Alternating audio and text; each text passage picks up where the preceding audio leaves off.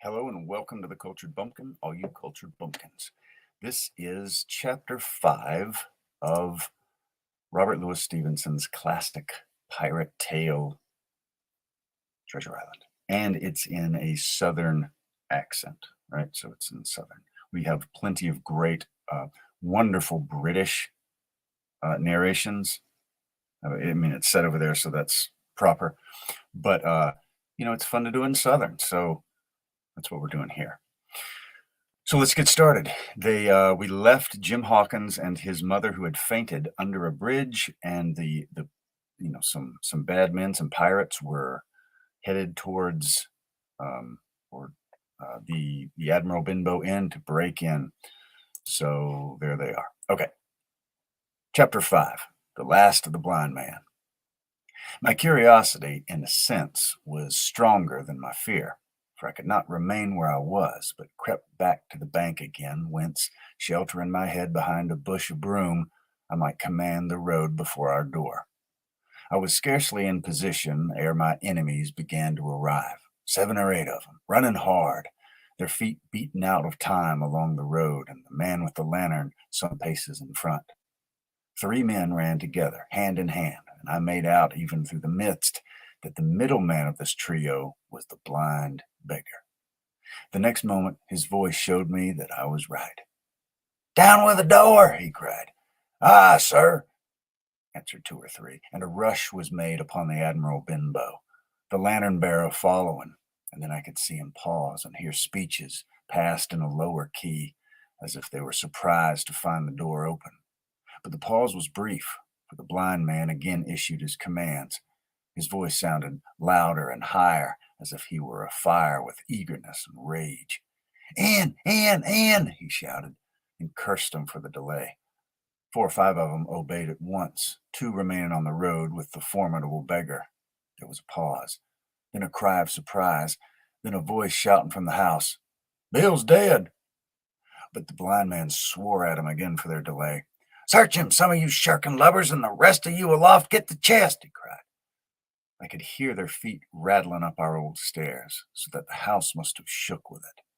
Promptly afterwards, fresh sounds of astonishment arose. The window of the captain's room was thrown open with a slam and a jingle of broken glass, and a man leaned out into the moonlight, head and shoulders, and addressed the blind beggar on the road below him. "Pew!" he cried. They've been before us. Someone's turned the chest out allowing aloft." "Is it there?" roared Pew. "The money's there." The blind man cursed the money. "Flint's fist!" he cried. "Flint's fist, I mean," he cried. "We don't see it here nohow," returned the man. "Here, you below here's an own bill," cried the blind man again. At that, another fellow, probably him who had remained below to search the captain's body, came to the door of the inn. "Bill's been overhauled already," said he. "Nothing left." "It's these people of the inn. It's that boy. I wish I'd put his eyes out," cried the blind man. There was no time ago. They had the door bolted when I tried it. Scatter, lads, and find them." "Sure enough, they left their glim here," said the fellow from the window. "Scatter and find them. Rout the house out," reiterated Pew, striking his stick upon the road. Quick break. There's old blind Pew screaming at the guys. They're looking for Jim Hawkins and his fainted mother out in the little ditch. And check this out. This is Cactus Flower Bookery in El Paso, Texas, and you should follow them on Instagram at a minimum, right? It's good to support people, get their numbers up, boost their engagement. And if you're passing through or you're in El Paso, definitely check them out. I recently connected with them, and I just like to sort of shout out indie bookstores and small businesses as much as possible. And I love their like the setup of this shop and that kind of stuff. I saw a mug that they're selling, and it said "Rainy Days." What is it? When it rains, it poes, and it had Edgar Allan Poe. Right? I love a Poe pun. See my shirt? I'm Poe, but I'm proud. I love a Poe pun. Anyway, back to, if you want this shirt, you can get it on my Cultured Bumpkin website. That's in the bio too. But yeah, follow follow the old Cactus Flower Bookery. Good little independent shop there in El Paso, Texas. All right, now I have read the Declaration of Independence, the Constitution, and I've read some of Thomas Paine, but I don't know what Jefferson's accent would have been actually. I mean, obviously some sort of Virginian, but it was probably not what you would find in Virginia now, just since it was, back in the day. But if you want to hear me read the Declaration of Independence, I have done it, and it's under a playlist called Freedom Documents. There's also James Stockdale's letter called Freedom, the admiral that was POW in Vietnam. So I like a lot of that kind of thing. Very thankful for our free country. All right. All right. There we are. Blind Pew's mad. He's screaming at him. They're coming out of the house to spread out, search the grounds, and surely find them and gouge out old Jim's eyes with his thumbs or something. Okay. Then there followed a great to-do all through our old inn. Heavy feet pounding to and fro, furniture thrown over, doors kicked in, till the very rocks re-echoed, and the men came out again, one after another, on the road, and declared we were nowhere to be found. And just the same whistle that had alarmed my mother and myself over the dead captain's body, and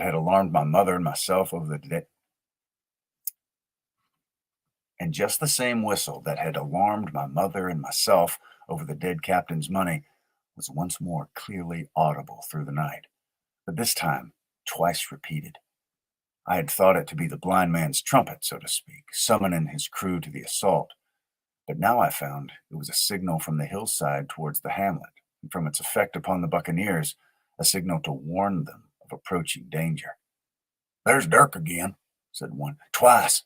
We'll have to budge, mates." "Budge, you skulk," cried Pew. "Dirk was a fool and a coward from the first. You wouldn't mind him. They must be close by. They can't be far. You have your hands on it. Scatter and look for him, dogs, or shiver my soul," he cried. "If I had eyes—" This appeal seemed to produce some effect, for two of the fellows began to look here and there among the lumber, but half-heartedly, I thought, and with half an eye to their own danger all the time, while the rest stood irresolute on the road. "You have your hands on thousands, you fool, and you hang a leg. You'd be as rich as kings if you could find it, and you know it's here, and you stand there skulking. There wasn't one of you dared face Bill, and I did it, a blind man, and I'm to lose my chance for you. I'm to be a poor crawling beggar sponging for rum when I might be rolling in a coach. If I had the pluck of a weevil in a biscuit, you'd catch 'em still." "Hang it, Pew, we've got the doubloons," grumbled one. "They might have hid the blessed thing," said another. "Take the Georges, Pew, and don't stand here squalling." Squalling was the word for it. Pew's anger rose so high at these objections, till at last, his passions completely taking the upper hand, he struck at him right and left in his blindness, and his stick sounded heavily on more than one. These in their turn cursed back at the blind miscreant, threatened him in horrid terms, and tried in vain to catch the stick and wrest it from his grasp. This quarrel was the saving of us, for while it was still raging, another sound came from the top of the hill on the side of the hamlet, the tramp of horses galloping. Almost at the same time, a pistol shot, flash and report came from the hedge side, and that was plainly the last signal of danger, for the buccaneers turned at once and ran, separating in every direction, one seaward along the cove, one slant across the hill, and so on, so that in half a minute not a sign of him remained but Pew. Him they had deserted, whether in sheer panic or out of revenge for his ill words and blows, I know not. But there he remained behind, tapping up and down in the road in a frenzy, and groping and calling for his comrades. Finally he took a wrong turn and ran a few steps past me towards the hamlet, crying, "Johnny, black dog, Dirk, and other names. You won't leave blind old Pew, mates, not old Pew. Just then the noise of horses topped the rise, and 3 or 4 riders came in sight in the moonlight and swept at full gallop down the slope. If you're enjoying this, I hope that you will subscribe if you haven't, whether you're live or catching the replay, and maybe hit the little like button, maybe leave a comment, kind of get some engagement. That I always appreciate that. That's always a good time, and also check out some of the other stuff. Blind Pew's out on the road. The horses come thundering down in the darkness. The rider tried to save him, but in vain. Down went Pew with a cry that rang high into the night, and the 4 hooves trampled and spurned him and passed by. He fell on his side, then gently collapsed upon his face, and moved no more. I leaped to my feet and hailed the riders. They were pulling up, at any rate, horrified at the accident, and I soon saw what they were. One, tailing out behind the rest, was a lad that had gone from the hamlet to Dr. Livesey's. The rest were revenue officers, whom he had met by the way, and with whom he had the intelligence to return at once. Some news of the lugger in Kit's Hole had found its way to Supervisor Dance, and set him forth that night in our direction, and to that circumstance my mother and I owed our preservation from death. Pew was dead, stone dead. As for my mother, when we carried her up to the hamlet, a little cold water and salts, and that soon brought her back again. She was none the worse for her terror, though she still continued to deplore the balance of the money. In the meantime, the supervisor rode on as fast as he could to Kit's Hole, but his men had to dismount and grope down the dingle, leading and sometimes supporting their horses, and in continual fear of ambushes. So it was no great matter for surprise that when they got down to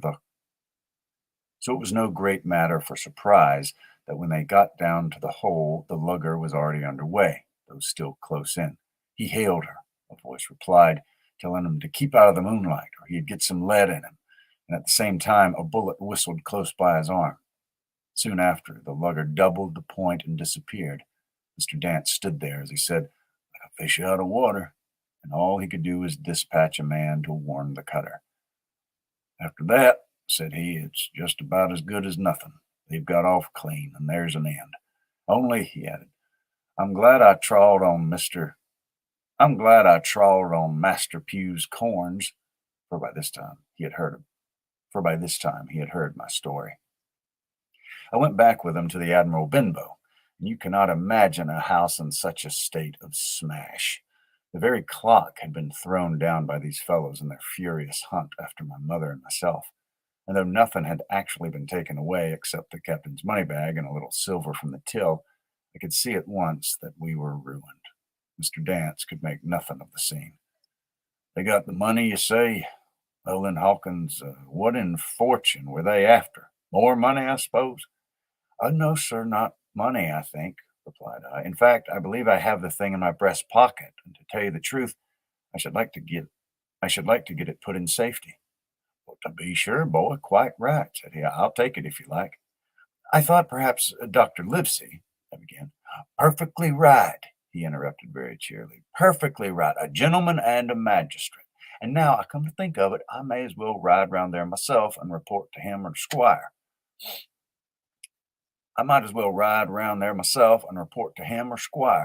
Master Pew's dead when all's done. Not that I regret it, but he's dead, you see, and people will make it out against an officer of His Majesty's revenue if make it out they can. Now, I'll tell you, Hawkins, if you like, I'll take you along. I thanked him heartily for the offer, and we walked back to the hamlet where the horses were. By the time I had told my mother of my purpose, they were all in the saddle. Dogger, said Mr. Dance, you have a good horse. Take this lad up behind you. As soon as I was mounted, holding on to Dogger's belt, the supervisor gave the word, and the party struck out at a bouncing trot on the road to Dr. Livesey's house. That was chapter 5 of Treasure Island. And hope you enjoyed that. Once again, make sure you check out this cool little indie shop. Well, that way. There you go. Little indie shop, El Paso, Cactus Flower Bookery. Super cool little thing. I have the details for it in the show notes. And if you know somebody, or you have a bookshop or a small business like a coffee shop or someone, send me your thing. I like to highlight great small businesses. Anywho, I hope you have a great rest of the day, and I will see you later.